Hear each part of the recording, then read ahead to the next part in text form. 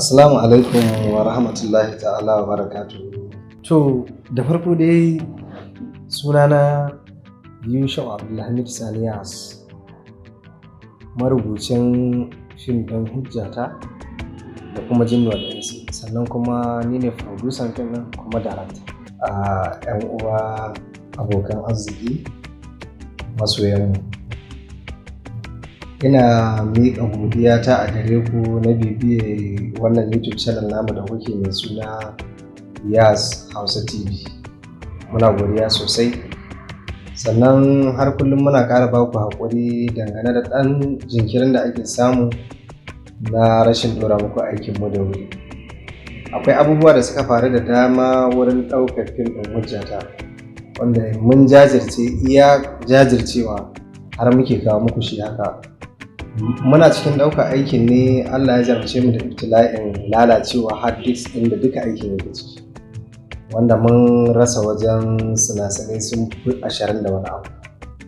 So kuma gashi script ɗin shi ma ya ɓata, sai da ya zamo da ka ake kawo fim ɗin ana ɗaukar shi, ina zaune ni ne zan bada umarni, ni ne zan bada script, sannan a ɗauki fim ɗin. Kai akwai ranar da daddare fa muna aikin, mu uku kaɗai muke aikin, sai artist ɗin da muke aikin mu uku, mu ne crew, ni ne director, ni ne lightina, ga light a hannuna, ga script a hannuna, ina karanta labari, ina ba da umarni.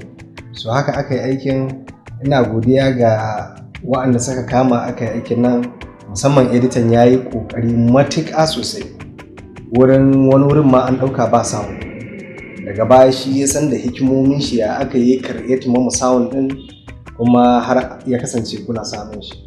Sannan akwai wasu 'yan matsalolin da za ku ga wani scene ɗin sai an ɗan danne sautin, in mun ɗora ma YouTube sai su ƙiyarda da wani sound da aka sa, sai mun dawo da shi kuma mun ƙara yin aiki a kai, an danna wannan sound ɗin da zai hana su ki ansa YouTube ɗin, su ki ansa bidiyon a YouTube ɗin.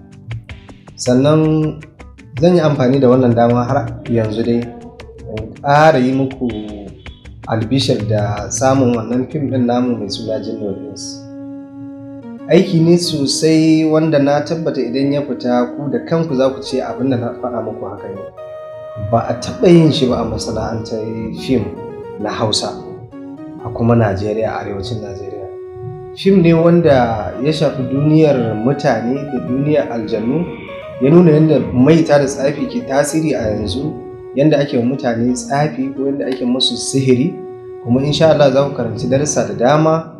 Mun yi amfani da basira da ilimi, mun tuntuɓi malamai, mun kawo muku hanyoyin da ake warware sihiri. In an mutum sihiri wace hanya zai bi?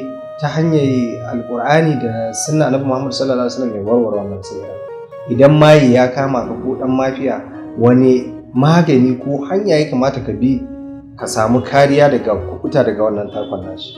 Sannan mun yi amfani da wannan damar muka ƙara karantar da al'umma, musamman yadda tarbiyya ta ɓaci a yanzu, wanda iyaye suna kallo suke kyale 'ya'yansu suna aikata abubuwa da dama marasa kyau, wanda at the end in yaran suka zama marasa tarbiyya ba iyayen kaɗai za su shafa ba, ya shafi duka society baki ɗaya. So shi ma mun ɗauki wannan ɓangaren. Sannan mun ja kunne ga iyaye waɗanda suke ganin cewa ba ai wayewa ne su bar 'ya'yansu suna shigar banza da sauransu, da kuma matsalar fyaɗe da ta yi yawa a yanzu a cikin al'umma. To shi ma mun taɓa wannan ɓangaren. Akwai dai ɓangarori da dama wanda kuma wani ɓangaren za ku nishaɗantu, a barkwanci ne, a ɗan yi nishaɗi, wani kuma wa'azantarwa ne, ilmantarwa. Muna nan muna aikin insha Allah. Ba zan fara ɗora muku aikin da guntu kuna jira na ba, ina muku taɓa kalashi. Shi yasa muka jajirce wurin ganin cewa mun gama complete season, an gama editing ɗin shi, mun duba babu wani problem da za ku fuskanta.